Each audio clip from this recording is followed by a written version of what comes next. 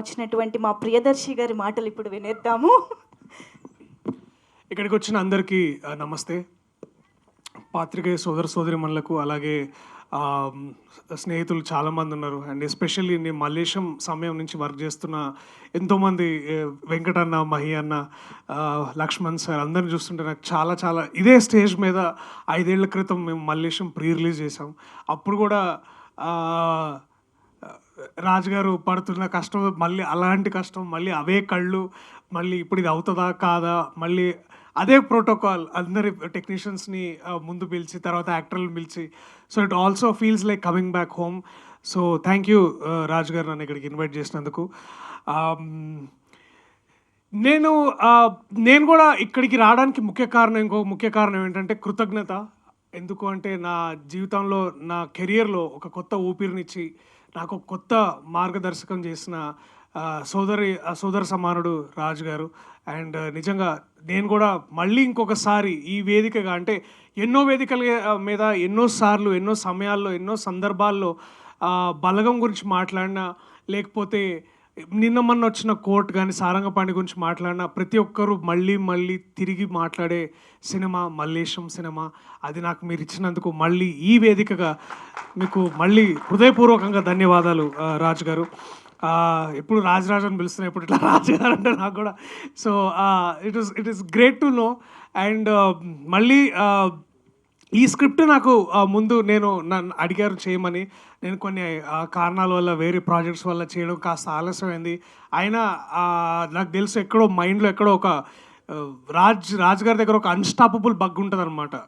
నన్ను ఎవరు ఆపేది, నేనేం చేయలేనా, ఇట్లాంటి ఒక అంటే ఇప్పుడు వదిలేస్తే ట్రంప్ మీద కూడా పోయి నిజంగా ప్రశ్నిస్తాడు ఆయన కూడా, నువ్వు 100% టారిఫ్ ఎట్లేస్తావు మా మీద అని.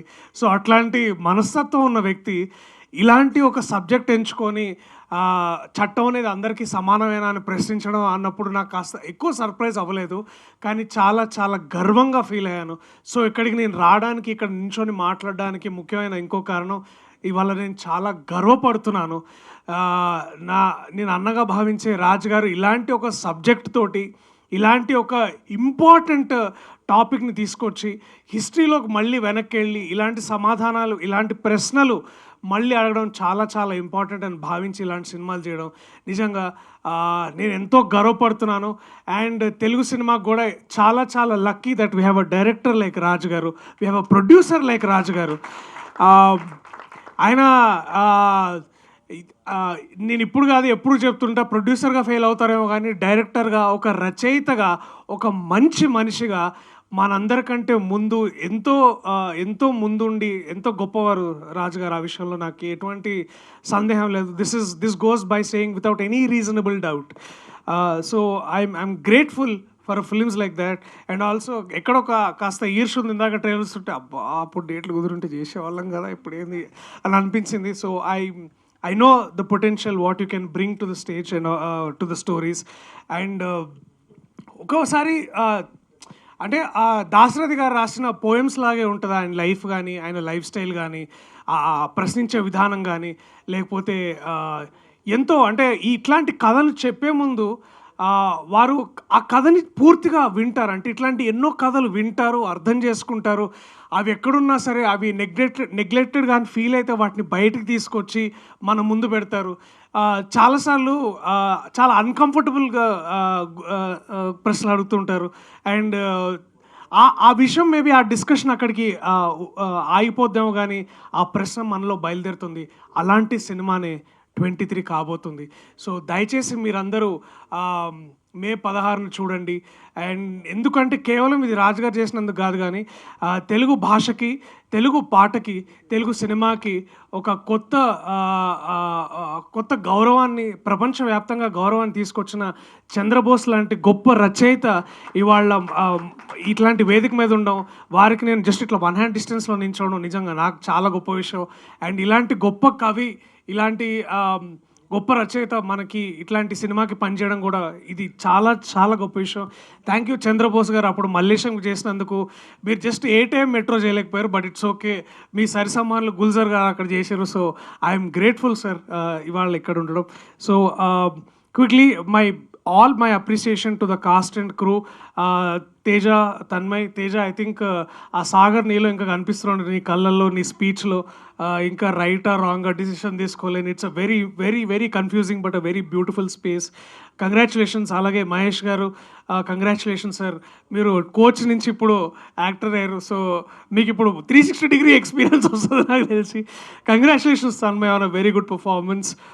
మై బ్రదర్ పవన్ రమేష్ ఎక్కడో ఇట్లా కరెక్ట్గా 7-8 ఏళ్ల క్రితం ఐ థింక్ ఏదో ఇట్లా ఊర్లు పడి విత్తనాలు అయ్యి అమ్ముకుంటే వీడియోలు చేసే అక్కడి నుంచి ఇవాళ to from the soil, from the man from the soil, the actor from the soil లాగా. అలాగే Bharat Srinivas, Vyas, of course my favourite Basha గారు రంగస్థల నటుడుగా. అలాగే ఇవాళ సినిమాకి వారు ఇట్లా ట్రాన్సెండ్ వస్తుంటే thank you sir for doing this service to cinema also. Thank you so much.